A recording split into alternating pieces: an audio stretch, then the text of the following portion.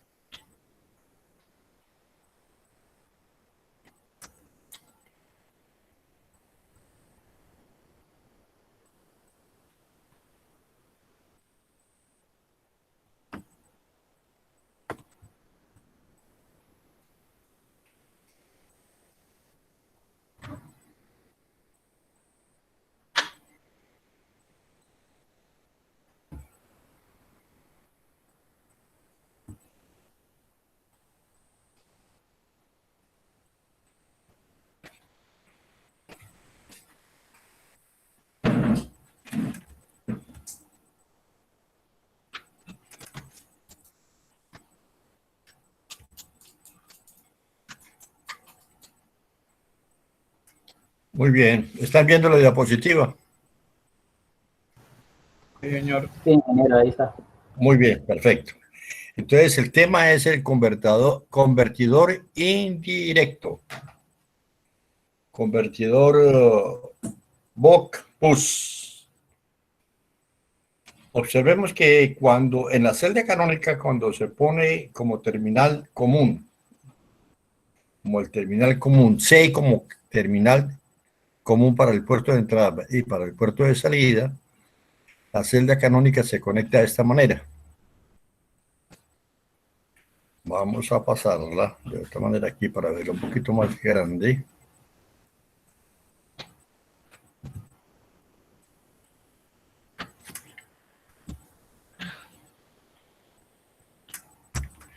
Entonces, fíjense que, ¿por qué lo llamamos indirecto? Porque una corriente CD que ingrese al puerto A, al puerto de entrada, no tiene posibilidad de llegar al puerto de salida.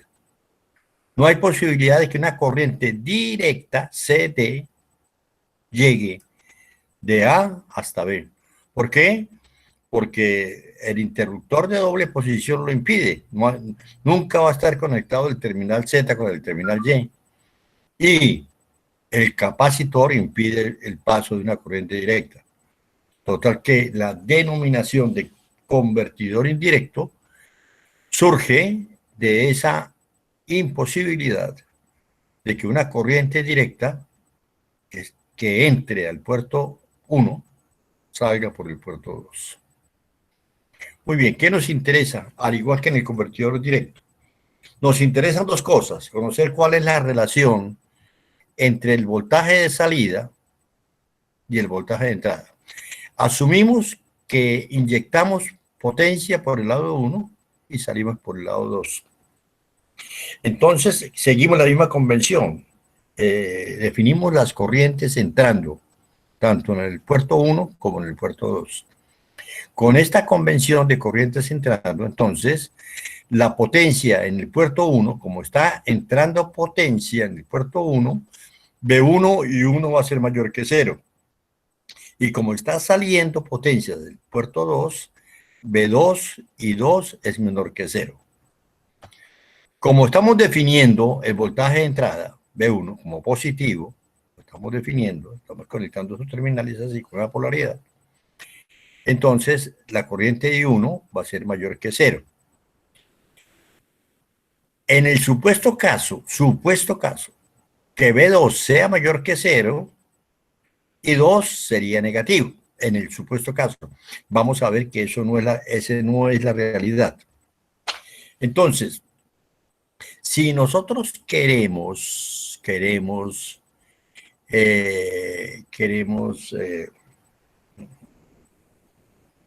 obtener una relación de voltaje de entrada con respecto al voltaje de salida, pues aplicamos la ley de Kirchhoff de voltajes en valores promedios. ¿Y qué podemos hacer aquí? Si nosotros partiendo del punto del terminal B, para llegar al terminal C, entonces por aquí tenemos menos B2.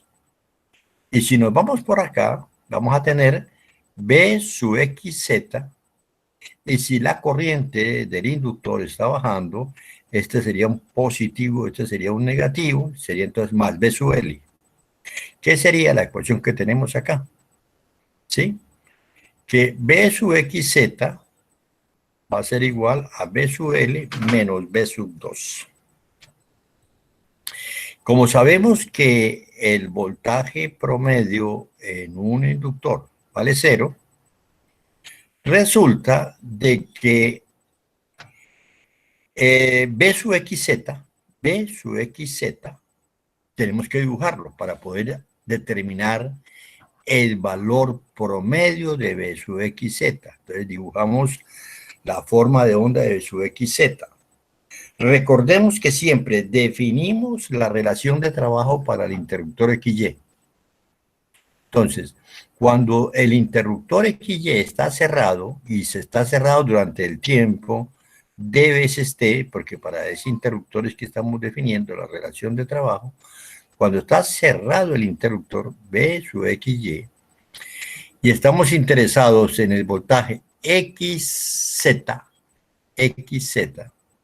XZ significa que nosotros, XZ, que partiendo de Z, debemos llegar a X. Entonces, partiendo de Z, para llegar a X, nos vamos acá,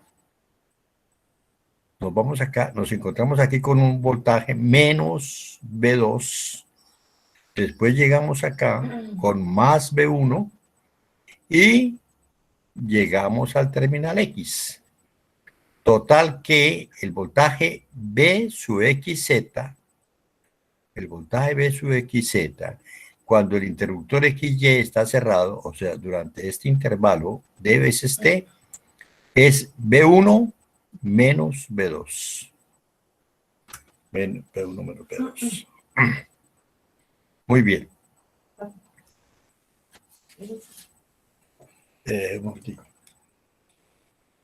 Un momentico, por favor. Sí, venga, le dicto el número. Cuenta de ahorros. Pero este es mi. Vamos a mirar. 064. Pero aquí está la cuenta de ahorros aquí. 064. Esos son 5 ceros, ¿sí? Sí, 1, 2, 3, 4, 5 ceros. 109, ¿no? 109. Ah, bueno. 650. 650. Bueno, listo. Bueno. Muy bien, disculpe, tenía una diligencia que hacer. Entonces, seguimos entonces. Entonces, estamos dibujando la forma de onda B sub XZ. Cuando el interruptor XY está cerrado, el voltaje XZ significa el voltaje que vamos a encontrar cuando partimos de Z para llegar a X. Partiendo de Z, aquí tenemos menos B2, después llegamos más B1 y tenemos X, o sea que este voltaje es B1 menos B2. ¿Sí? Ahora alguien podrá decir, pero ¿por qué B1 menos B2 es positivo? Ahora lo vamos a entender por qué esta cantidad siempre va a ser positiva. Entonces, vemos acá que ese voltaje XZ es B1 menos el voltaje medio de esto durante este periodo, o sea, este valor medio que tenemos aquí sería D veces B1 menos B2. Lo tenemos aquí, D veces B1 menos B2.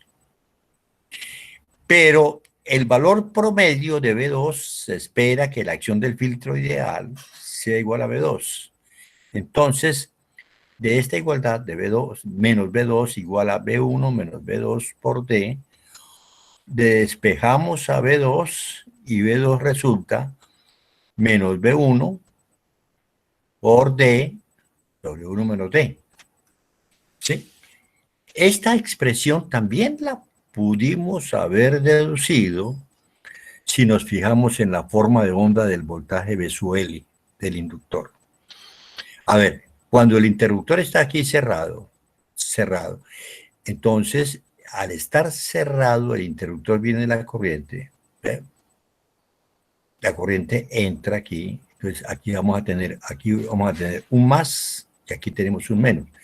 El valor de B sub L será ¿cuál? B1. Vemos que tiene B1. B1.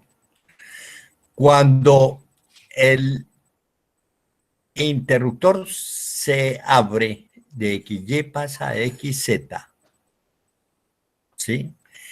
¿Cuánto valdrá el valor de B sub L? Entonces, partimos de acá, al estar aquí en esta condición, estando acá, en esta situación, cerrado XZ, y queremos calcular cuánto vale el valor del voltaje, entonces tenemos que partir de un menos, porque aquí hay un más, y aquí hay un menos, así hemos definido el valor. Entonces, ¿qué pasó? El valor de B sub L, partiendo de acá, de este menos, para llegar allá, nos vamos a encontrar que estando cerrado, vamos a tenerlo como, partiendo de aquí, está cerrado este, va a ser aquí B2.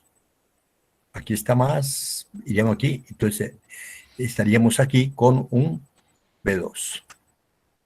Entonces, al aplicar el valor del voltaje medio igual a 0, vamos a obtener esta misma expresión. Esta expresión la podemos obtener o bien sea de la forma de onda del voltaje en el inductor, o bien sea por esta manera como lo vimos. ¿Cómo interpretamos esta ecuación? Decimos, el voltaje de salida es el negativo. Entonces, ¿qué significa? Significa que la verdadera polaridad no es esta, sino que la verdadera polaridad que tenemos aquí es, aquí habrá un menos y aquí un más.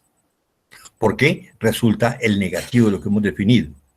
O sea que una de las características básicas del convertidor indirecto es que invierte la polaridad en el puerto de salida. Se invierte, ¿no?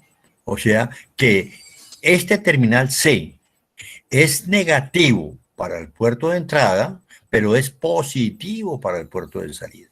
Eso es lo que significa este signo menos. Pero además vemos la expresión D sobre 1 menos D. Esta expresión valdrá 1 cuando D vale 0,5. Si D vale 0,5, esta expresión, esta relación vale 1.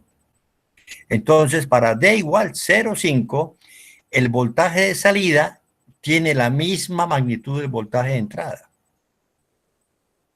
Pero para D menor que 0,5, vamos a llamarlo 0,1, esta cantidad del voltaje de salida es mucho menor que el voltaje de entrada. ¿Qué significa entonces? Que tenemos un convertidor reductor, cuando D vale menos de 0,5. Si D vale mayor que 0,5, por ejemplo, 0,9, esta cantidad es muy pequeña, 0,1, entonces resulta que el voltaje de salida nos resulta 9 veces el voltaje de entrada.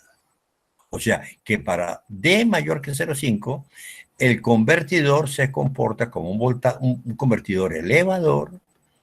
Para D menor que 0,5, se comporta como un convertidor reductor. Esa es una característica muy importante.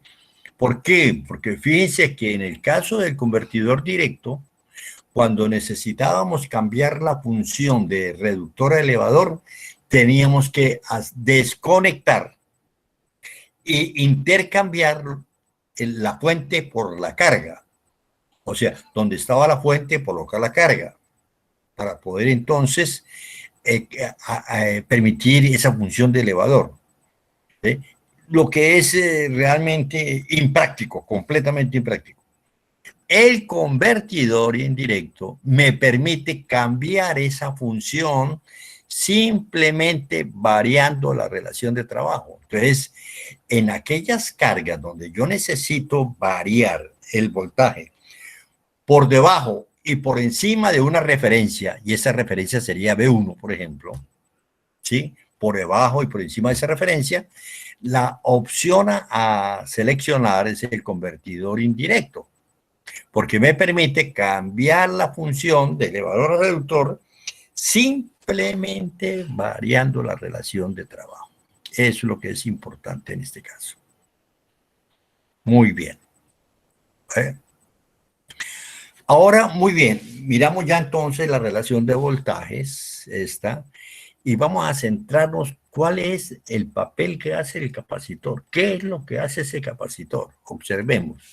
Miren, cuando XY está abierto, porque XZ está cerrado, toda la corriente I1 va al capacitor y ¿qué es lo que hace? Lo carga. Lo carga. O sea, el capacitor se carga cuando se conecta a XZ, o sea, en el tiempo 1 menos D por T, ¿sí? ¿Sí? Entonces aquí llega I1, ¿ok? En ese momento también acá habrá una corriente I1, porque esa corriente viene y cierra el circuito por la parte de abajo. Entonces aquí le llega el I1 de acá. Cuando el interruptor está en XY, en ese momento entonces el capacitor se descarga. Viene y se descarga el capacitor, viene acá, y entonces esa descarga del capacitor viene a alimentar la carga y cierra el circuito a través del terminal de la placa negativa del capacitor. Entonces, hay que tener claridad de que en XY el capacitor se descarga y en XZ el capacitor se carga. Esto es importante, ¿para qué? Para poder determinar las formas de onda de corriente. Si estamos aquí dibujando la forma de onda de Y, cuando XY está cerrado, o sea, en este intervalo, es porque este está abierto. Si XY está cerrado es porque XZ está abierto. Si XZ está abierto significa que es que la corriente I2 es una corriente de descarga del capacitor. I2 es la corriente de descarga. ¿Qué significa? Que esa corriente I2 viene acá descargándose, se descarga. Esa corriente I2 va de la placa positiva y debe terminar en su placa negativa, la I2. Entonces, esta corriente I2 que viene es una corriente de descarga del capacitor.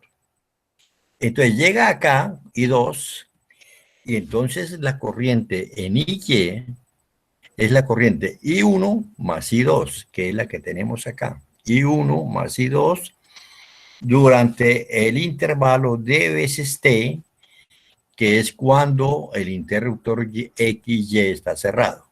Entonces, de esta manera determinamos la forma de onda. Esto igual lo vamos a ver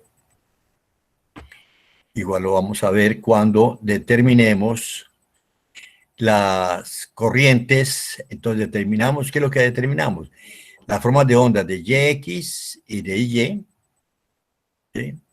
Recuerden, definimos las corrientes que entran y Y, al terminar Y, entonces graficamos BYX, ¿sí? Si nos interesa la corriente IX, la que entra acá, entonces estamos interesados en B sub XZ.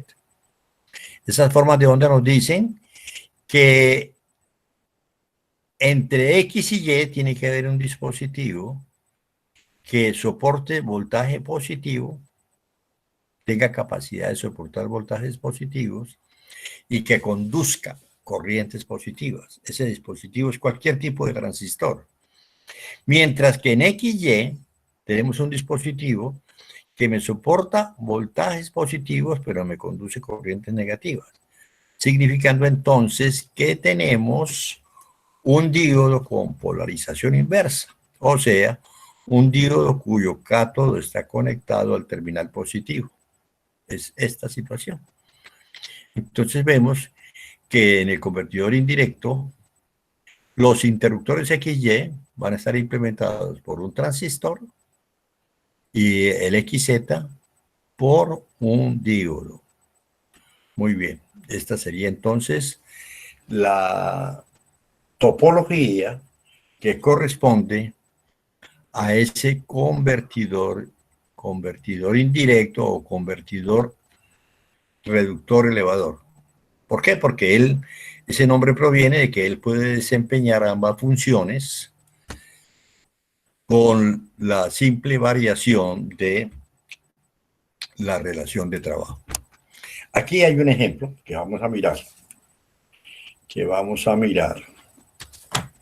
Este ejemplo creo que está tomado del libro de Crane, de Crane, elementos de sistemas de potencia, de PH Crane. Es bueno que ustedes ese libro lo consiguen ustedes, no sé si yo ya les he mencionado en el pasado la presencia de un sitio donde se consiguen gratis los últimos libros, los libros más recientes, todos los libros, solamente que el problema es que la mayoría que se consiguen son libros en inglés, ¿sí? Que se llama LibGen, L-I-B, B grande, de book, LibGen. ¿Sí? Recién le hicieron, hace poco, veía yo en las redes sociales, que le estaban haciendo un homenaje a una ingeniera que es la responsable de ese sitio, ¿no?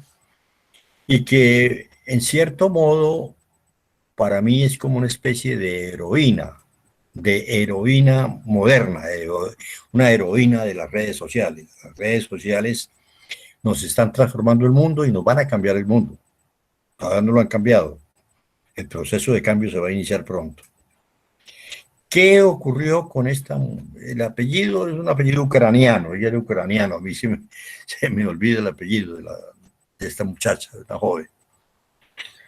Aproximadamente en el 2008-2009, esta ucraniana fue a hacer un doctorado a Alemania. Y ahí se dio cuenta el gran negocio, porque todo es negocio, todo es negocio. El gran negocio que tienen las revistas y ciertos sitios que trafican con el conocimiento que producen los investigadores y que no le aportan nada a ellos, ¿sí? Sino simplemente son las grandes editoriales que hacen negocios y entonces cada vez que haya que accesar a un paper hay que pagar $5, $6 y era una persona de escasos recursos. Pues esta heroína logró hackear todos los sitios donde estaba la información y entonces ella los puso a disposición de la comunidad académica. Y eso para mí es muy, muy esperanzador, muy esperanzador. ¿Por qué? Porque yo creo que los nuevos tiempos deben basarse en los verdaderos conceptos de democracia. Tiene que haber una democracia para el conocimiento. ¿Qué significa la democracia como tal? Para mí es el fácil acceso. Hay que democratizar la tierra. La tierra debe tener un fácil acceso para el que la cultiva. y no los grandes terratenientes dueños de miles y miles de hectáreas, mal utilizándolas en ganado, Y sepan ustedes acá que ya está comprobado por la JEP que los que financiaron a los paramilitares fueron los grandes terratenientes ganaderos. Entonces, mientras no haya esa democratización de la tierra, democratización significa que sea fácil el acceso.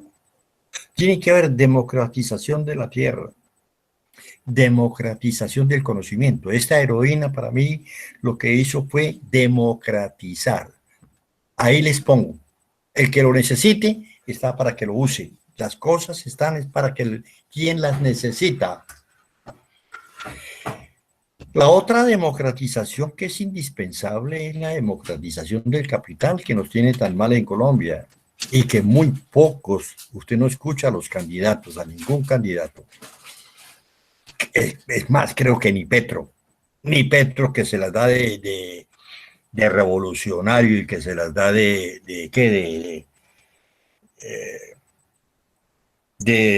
vamos a llamarlo, de subversivo, porque hay que ser subversivo. Subversivo es no estar de acuerdo con las injusticias del sistema. Es la democratización del capital. Tiene que haber democratización del conocimiento, democratización de la tierra. La tierra debe ser de fácil acceso para el que le trabaja, que son los campesinos. Y la democratización del capital. ¿A quién favorece la democratización del capital, muchachos? A los emprendedores, a la gente joven que va a iniciar, que tiene una idea muy buena, pero que no tiene el capital. ¿Qué significa? Que tiene que caer en manos de los bandidos, de los chupasangres, que son el sistema financiero. ¿Sí? Créanme, muchachos, que aquí el problema no es el gobierno, el problema no es Uribe, el problema no es Pastrana, el problema no es muy poco. Yo no he visto que alguien, o será que yo estoy en otro mundo y estoy loco. Uribe, Duque, Pastrana, todos estos son los payasos del circo. Los dueños del circo es el sistema financiero. El sistema financiero más perverso del mundo es el colombiano. Le paga a los ahorradores el 2-3% y cuando usted va a hacer un crédito le quieren cobrar el 28-30% anual. ¿Qué negocio tan terrible? Y por eso yo en las próximas elecciones votaré por aquel candidato que realmente prometa y que tenga posibilidades de cumplir de una regulación del sistema financiero. Hay que ponerle un límite a esos bandidos, porque ellos son los que viven del trabajo de la gente. Cualquier emprendedor va a hacer una nueva empresa, entonces el capital es demasiado costoso aquí. O sea, el capital se lleva todo el esfuerzo del trabajo. Entonces, esas tres patas que yo considero que son indispensables para que haya una sociedad más equilibrada. Democratización del conocimiento. Aquí la lucha tiene que darse. El Estado tiene que pagar la educación superior de la gente. Toda esa lucha tiene que darse. La están dando los chilenos. No es posible que a un estudiante se le someta a pagar una matrícula que aparentemente puede ser no muy costosa, pero sí es muy significativa con respecto a los ingresos de esa familia de donde proviene el estudiante. El Estado tiene que asumir el costo de la educación superior. Esa debe ser una de las banderas. Una de las banderas. Se supone que debemos invitar a Chile. Así como hubo una imitación de Chile cuando se estableció la ley 100, cuando se privatizaron las pensiones, cuando se tomó todo eso, porque el modelo era el chileno, los chilenos se cansaron y están haciendo una verdadera revolución. La democratización del conocimiento implica también que haya libre acceso a la universidad para quien no pueda pagar. Debe ser gratis. Una persona, una familia que tenga un ingreso menor que 2 o 3 veces el salario mínimo, no puede pagar una matrícula, no puede pagar una matrícula de un hijo. Total, que en ese sentido, por eso es que yo les sugiero que lean la vida de esta señora. El sitio es libhem.com, libhem.com. Ahí van a encontrar, ustedes encuentran todos los libros imaginados, las revistas, y con un acceso libre. Bueno, una vez hecha vamos a llamarlo, esta reflexión, vamos a mirar este ejemplo que es tomado de ese libro. Lo pueden bajar, y ahí lo consiguen, el libro de Crane, que está referenciado ahí en las diapositivas. Ese ejemplo es el siguiente. Dice, esta figura muestra un convertidor reductor elevador que provee una salida de 120 voltios a 50 vatios con una entrada de 5 voltios. Se pregunta, ¿cuáles deben ser las relaciones de trabajo para realizar esta función? Se pregunta, ¿cuáles son los valores nominales para la corriente y el voltaje de los interruptores? Se pregunta, ¿cuáles son los valores de del inductor y del capacitor que mantienen la salida, el voltaje de salida con una variación inferior a más o menos 1%? ¿Sí? Se asume como frecuencia de conmutación 20 kHz. Muy bien. Nos dan el diagrama, un convertidor. Este es un convertidor reductor elevador. Muy bien. Entonces, si aquí es 50 vatios, esos 50 vatios los obtenemos, una salida de 120 voltios y una resistencia de 288 ohmios. ¿Qué significa? Que la corriente promedia en el puerto de entrada, la corriente promedio que debe entregar la batería sería ¿qué? 50 entre 5, 10 amperios. Aquí hay una corriente promedio de 10 amperios. ¿Ok? 10 amperios. ¿Sí? Entonces, para que tengamos una salida de 120 voltios con una entrada de 5 voltios, recordemos la relación del voltaje de salida sobre el voltaje de entrada. Entonces, aquí asumimos, sabemos que este signo menos la polaridad, nos olvidamos, que 120 es 5 por D sobre 1 menos D.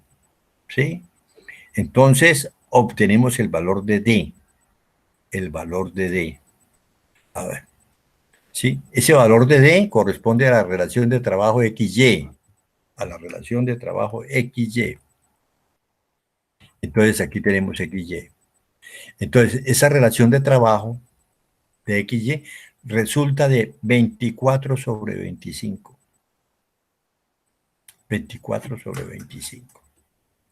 Entonces, el diodo complementario sería 1 sobre 25. ¿Qué significa? Que la mayor parte del periodo esto está cerrado. Él abre rápidamente para descargar el inductor, para alimentar alimentar la carga. Entonces, fíjense cómo lo hace aquí el autor. Yo tengo otra manera de enfocarlo esto, pero vamos a ver cómo lo hace el autor para que se den cuenta. Él dice, lógicamente, mire, claro, en este nodo aplicamos la ley de Kirchhoff de corrientes de valor medio y decimos, mire, la corriente del inductor es el valor promedio que viene por aquí más el valor promedio que viene por aquí. ¿Ok? El valor promedio de aquí ya sabemos que la fuente entrega un valor promedio de 10 amperios. Y el valor promedio de este sería 50 entre 120, que sería 0,417. O sea que ese valor promedio que está aquí, sería de 10,417. Y hasta ahí está bien, veo las cosas. ¿Sí? Pero a mí me preguntan aquí, una de las preguntas es, ¿cuál es el valor nominal? El valor nominal del interruptor de corriente. ¿Cuál es la corriente nominal del interruptor? Entonces yo tengo que ver lo siguiente, mire, yo tengo que graficar la corriente que va por este interruptor. Esta corriente por el interruptor tiene, en el periodo T, conduce 24 sobre 25 veces el periodo. O sea que 24 sobre 25 veces él conduce una corriente, que es la corriente que conduce hasta aquí. ¿Ok? Y el valor medio de esa corriente debe ser 10 amperios. Entonces, alguien que tenga una calculadora a la mano. O sea, el valor medio de veces 24 sobre 25 por el valor de la corriente que pasa por aquí debe ser igual a 10 amperios. ¿Cuánto resulta eso? Háganla. Alguien que tenga ahí una calculadora, por favor, háganlo. Alguien que lo haga.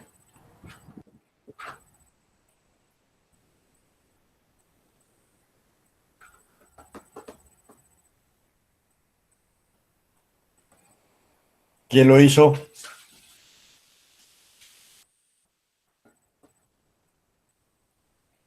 ¿Quién lo hizo? Ingeniero, 24 sobre 25, ¿por qué? A ver, de veces 24 sobre 25 por el valor de la corriente que circula por el interruptor debe ser igual a 10 amperios. ¿Cuánto vale esa I entonces? O sea que la I sería 25 sobre 24 por 10. ¿Ok? ¿Sí me entienden? 9.6 amperios. No, no puede ser. 10,41, ingeniero. ¿Cuánto? 10,41. 10,41. Ok, ¿ve? Porque es el valor medio de la corriente. Ustedes dibujan, a ver, un gráfico, corriente versus tiempo. Eso tiene un valor I que no conozco, que es el que estoy calculando, y esa corriente circula durante 24 sobre 25 veces el periodo. Entonces, y ese valor medio me lo da porque la potencia me da el valor medio aquí. Ese valor medio debe ser de 10 amperios. O sea que la corriente que circula por este transistor debe ser 10,48. Pero nada que ver con esto. Nada que ver con esto. Porque este es el valor medio que circula en el inductor. ¿Sí? Él hace esto y entonces dice, no, que cada interruptor debe tener 10. No, el resultado sale igual, pero el análisis, el razonamiento no es correcto para mí. ¿Sí? Porque yo tengo que mirar, hacer el gráfico de la corriente aquí y hacer que ese valor medio de la corriente que pasa por aquí debe ser 10 amperios. Entonces la corriente me resulta de 10,41. Esa corriente debe ser idéntica a la de aquí. O sea que los interruptores, tanto el diodo como el transistor, lo debo seleccionar para ese valor de corriente. ¿Estamos de acuerdo? Entonces, ahí determinamos el voltaje en la corriente nominal. ¿Cómo determinamos el voltaje? Muy sencillo, ¿no? Cuando esto está cerrado, esto viene acá, el voltaje, ¿cuál sería el voltaje que existe en los terminales? El voltaje en circuito abierto. El voltaje en circuito abierto. Yo me voy por acá, ¿sí? Y aquí me encuentro menos 120 más 5 sería 115 voltios, ¿sí me entiende? O sea, en circuito abierto, el voltaje que existe en el diodo es de 115 voltios. ¿Se entiende esto o no se entiende? Sí, señor. Para el diodo. ¿Qué ocurre con el transistor? Que cuando esto está cerrado, cerrado, porque esto está abierto, es igualito. Entonces, el voltaje en el transistor debe ser de 115 voltios, ¿ok? Entonces, ¿y si entiende por qué? Y él pone, ¿sí entiende por qué? Él pone 125 voltios, ¿sí me da cuenta? ¿Se da cuenta la diferencia? ¿Me siguen, por favor? No, Sí, profe. ingeniero. Porque recuérdense que el voltaje aquí es de polaridad invertida que este, ¿no? ¿Sí? Entonces, yo encuentro esto aquí menos 120 y aquí me encuentro más 5. ¿Ok? Es B1 menos B2 sería ahí. Claro, claro, claro. B1 menos B2, claro. ¿Sí me entiende? ¿Ok? ¿Estamos de acuerdo? Yo vengo aquí y comienzo a hacerme la malla aquí. Esta polaridad es negativa porque el convertidor lo invierte. Aquí me encuentro, no, perdón, disculpe, 125 voltios, estoy equivocado. Aquí encuentro, voy aquí, de menos a más gano 120 voltios y después gano 5, 125 voltios, está bien, 125 voltios. Es el voltaje en circuito abierto para el diodo y ese mismo voltaje en circuito abierto debe ser para el transistor. Ahora la pregunta es, ¿cómo determino los valores de la inductancia y la capacitancia? ¿Qué me dicen de la inductancia? De la inductancia me dicen lo siguiente.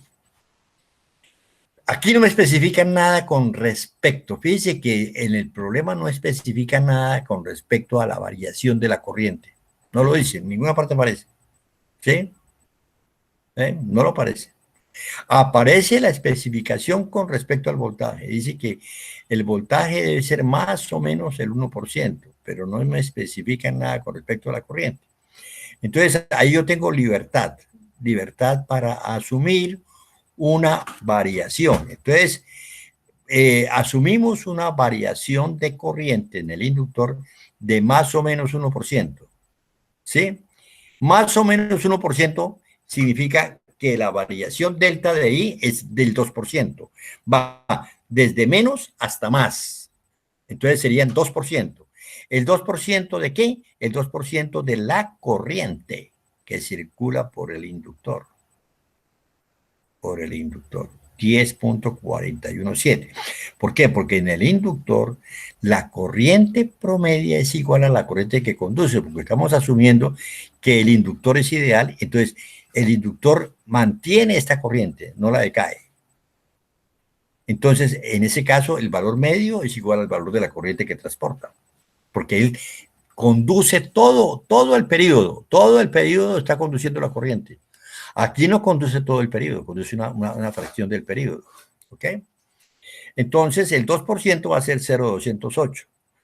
Aplicamos la ley de Kirchhoff, de la ley de Faraday, y decimos, cuando esto está cerrado, el voltaje que le aplicamos al inductor es 5 voltios. Aquí. 5 voltios es igual a L de I de T. Aproximadamente es delta de I sobre delta de T. Yo tengo el delta de I, la variación de corriente es más o menos 1%, o sea, el 2% de esto que sería 0,208. Delta de T es el tiempo que está esto aquí cerrado. Está cerrado. El tiempo que está cerrado sería D veces 24 por 25 por el periodo que sería 1 sobre 20 kilohertz. ¿Ok? Entonces, este sería el delta de T. Y ahí obtenemos un valor para la inductancia de 1.15 milihenrios. ¿Cómo tenemos el capacitor? Cuando este está cerrado es porque este está abierto. Si este está abierto, en este momento la carga la alimenta el capacitor. Si el capacitor está alimentando la carga, significa que su voltaje se reduce. Al entregar carga al capacitor, el voltaje se reduce. ¿Qué significa entonces? Que el voltaje se reduce aquí en más o menos 1%. 1% del total de delta de B sería el 2%. El 2% de 120 voltios, 2% sería 0,24. La corriente, ¿qué se me fue? La corriente que entrega el capacitor corriente de descarga, esa es la corriente de la carga, ¿sí? La corriente de la carga, que es 0,4117. Entonces, esa corriente IC, que es la corriente que consume la carga, es C veces derivada de BC, aproximadamente C veces delta de B sobre delta de T. ¿Cuánto vale delta de B? El 2%, 0,24. ¿Cuánto vale delta de T? El tiempo de descarga. ¿Cuál es el tiempo de descarga? El tiempo que está cerrado el diodo, que sería un 25avo del periodo. O sea, 1 sobre 25 sobre 20 kilohertz. Y entonces determino el valor de la capacitancia que me garantiza que el voltaje va a estar variando más o menos 2%. ¿Alguna pregunta, por favor? ¿Alguna pregunta? ¿Preguntas? Dije, ¿de dónde es el 2% que usted mencionó? ¿El 2% de 120? ¿De dónde se analizó? Muy bien, fíjense lo siguiente, mire, él me dice que el voltaje debe estar variando entre menos 1% y más 1% de qué. O sea, sobre una línea de 120 voltios, ¿sí? Él debe variar hacia abajo de entre el menos 1% de 120 voltios, el 1% de 120 voltios sería 1.2, ¿cierto? 1.2 sería 118.8. Desde 118.8 hasta más 1% de 120, que sería 121.2. Esa diferencia es de 0.24. Cuando yo digo más o menos 1%, significa que le está variando el 2%. ¿Sí? Que la variación total, el delta de B total, está variando entre menos 1% a más 1%. Entre menos 1%, 1% hacia abajo y 1% hacia arriba, la diferencia es 2%. ¿Se entiende esto o no? Sí, señor. Bueno, muy bien. ¿Alguna otra pregunta, por favor? ¿Alguna otra pregunta? Oh, se nos acabó la hora y no me di cuenta que horas. Esto, y el 2% es 2.4. Porque es de 120 voltios. Por eso el 2% de 120 es 2.4, ¿no? ¿Cómo? El 2% de 120 voltios es 2.4, no A ver. 0.24. A ver, veamos, a ver, vamos a mirar. Siempre hay que estar uno crítico, cuestionando siempre. El 1% de 1.2 es 1.2, sí, aquí debe ser 2.4. ¿Sí? Hagámoslo, venga y lo hacemos. ¿Quién tiene una calculadora, por favor? Pero Inge, mira, aquí dice en el segundo párrafo, dice que para que el capacitor la caída de voltaje permitida es del 0.1%. No, De más o menos 0. entonces fíjese que entonces hay una contradicción, ¿no? Fíjese que hay una contradicción. Entonces, entre el enunciado y lo que dice acá. Porque fíjense lo siguiente, ¿no? Que aquí establecen, aquí me están cambiando. Aquí me dicen que 1% y aquí me dicen que el 0,1%. El 0,1% sí es 0,24. Pero el 1%, ¿sí? El 1% es 2.4. ¿Sí me entiende lo que quiero decirle? ¿Aló? ¿Me escuchan? Sí, ingeniero. Sí, señor. Hay una contradicción. Eso es lo importante, miren, muchachos. Lo importante es estar siempre dudando de todo. Dudar de todo. ¿Por qué? Porque siempre hay errores en todo. Siempre hay equivocaciones, siempre hay errores y uno tiene que estar. Entonces, uno encuentra cuando a la situación que hay una contradicción entre el enunciado y al momento de resolver. Al momento de resolver cambia el autor. Él dice, no, lo que estamos permitiendo es 0,1%, pero aquí le dicen cuáles son los valores de L y C para mantener la variación de la salida del voltaje en más o menos 1%. ¿Ok? O sea, que se presta confusión aquí, se presta confusión. ¿Por qué? Porque no especifica. Cuando hablan del voltaje de salida, no pueden hablar de la corriente, ¿me entiende? No, cuando hablan de la salida, se refiere al voltaje de salida, ¿sí? Y si ponen aquí 1%, deben mantener ese 1% aquí. Entonces cambiaría y tendríamos que tener un capacitor, ¿sí? Entonces el capacitor disminuiría. Ya no sería de 83, sino que sería de 833, ¿cierto? Sí, señor. ¿Ve? Entonces ahí habría un cambio. Pero lo importante es, sí, aquí hay una contradicción entre lo que me dice esto y lo que me, al momento de resolverlo. ¿Sí? Bueno, vamos a dejar por ahí aquí, entonces continuaremos la próxima semana. ¿Ok? Eso dije. Listo. Ok, estamos pendientes. Ingeniero. Ingeniero, hasta luego. Felicidades. Gracias, ingeniero. Hasta luego. Hasta luego, ingeniero. Hasta luego, felicidades. Hasta luego, ingeniero. Hasta luego, Jessica, felicidades.